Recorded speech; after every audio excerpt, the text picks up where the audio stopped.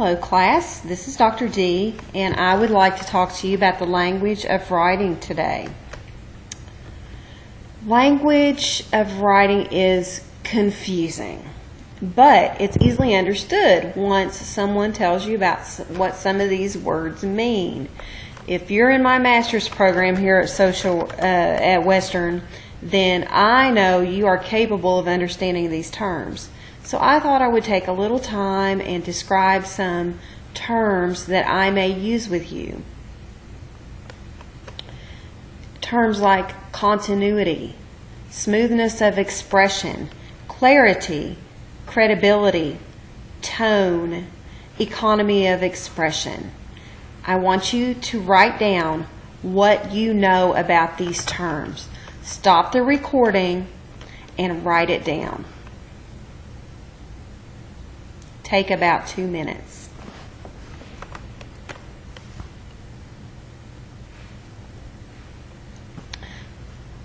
I'm glad you're back, and I hope you took about 2 or 3 minutes to write down what you knew about those terms.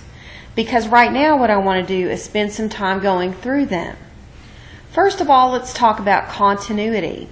This is a problem a lot of students experience, and myself as well sometimes too.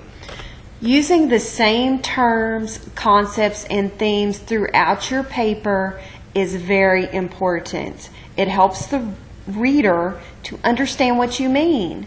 If you use different terms to mean the same thing, it gets very confusing. So when you're writing, you need to use main themes and concepts in the introduction. You use those same terms, themes, and concepts in the body, and then in the conclusion. I can give you an example of an article I wrote where I refer to faculty as employees, as peer employees, and as faculty. But I really meant the same people. But I just got tired of saying the same term throughout. But that was a problem because then people didn't understand my findings. So I had to go back and make that the exact same throughout the article. That's an example of using continuity. You don't want to change terms on someone and confuse them.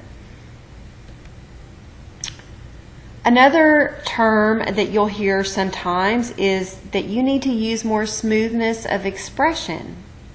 This means to use clear and logical communication to make your passages flow with little disruption to the reader. Sometimes when you're reading a textbook, this might happen to you. You have to stop and think, what did this sentence just say? It was a long sentence, and you had to think about the terms independently and think about, did these terms, how do they relate to the main idea of this sentence? Like you kind of got lost in it.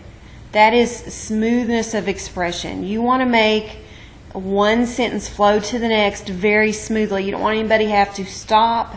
You don't want people to have to stop and read it again to understand. Clarity. I wonder what you all knew about that.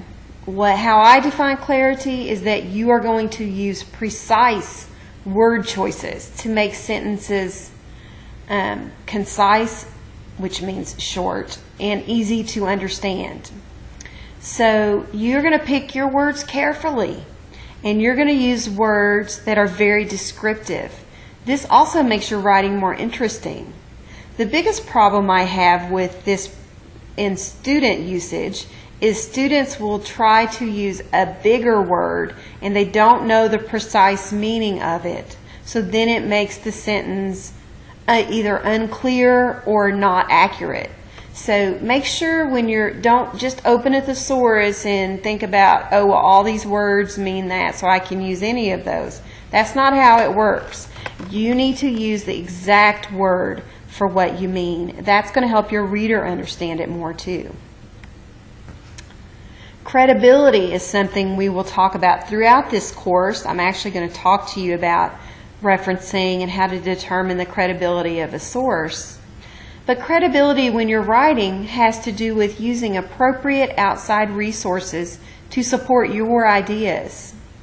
You want to make sure that the resources that you're using are appropriate. So if you're using resources that are not good resources, the reader may question if any of your work was okay. That's happened to me when I've been reading articles or student work or whatever. My own work sometimes, I'll say, well, now where did this resource come from? Because I actually know that statistic is not correct. That statistic is from 20 years ago. The current statistic is such and such. And so that makes me then discount the rest of what that person has said. So I want you to be very careful in selecting resources, and making sure you're using the right resources to support your ideas is also very important. That makes you a credible writer. Tone is another term that students sometimes misunderstand. It's not that you're being rude or you're taking a tone. I hear students say that a lot.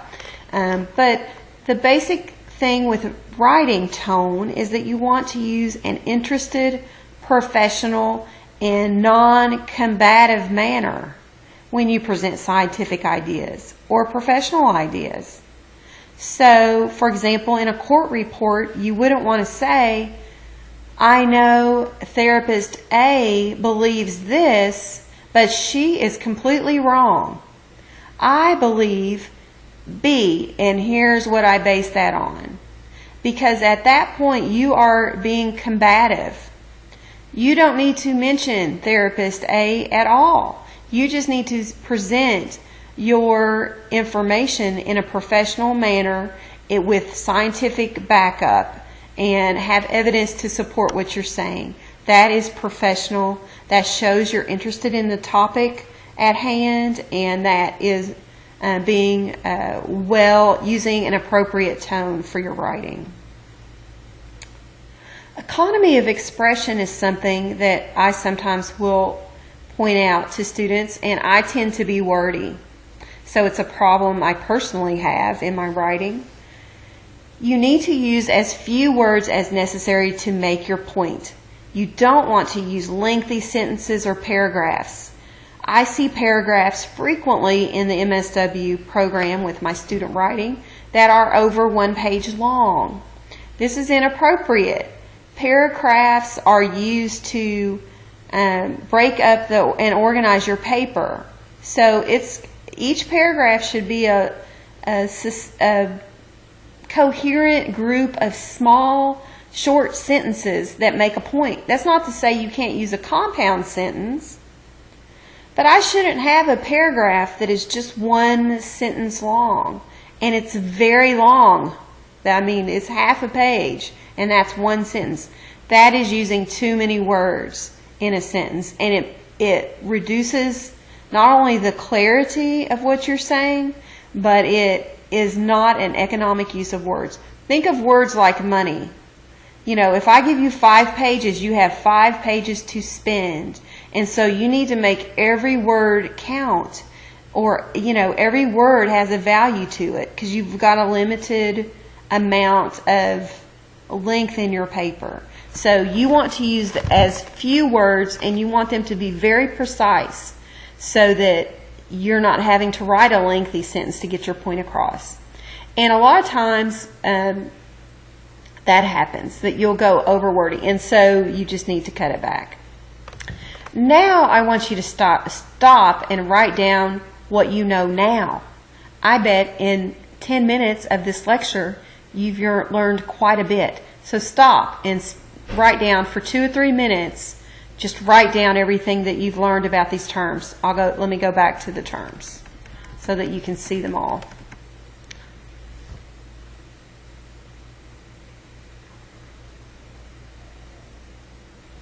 I hope you actually did that brief exercise. It will help you remember this lecture more, and it will help you remember these terms. So I think that's the end. Now you're going to learn so many terms in this course that I don't want you to get overwhelmed. But I do want you to be able to use the language of writing that I'm going to teach you throughout this course to improve your writing and be able to speak intelligently with other students and professors about your writing in the future. So that's my goal for you. But there will be terms that you do not know. Don't hesitate to look them up, or ask me what they mean, or ask other students.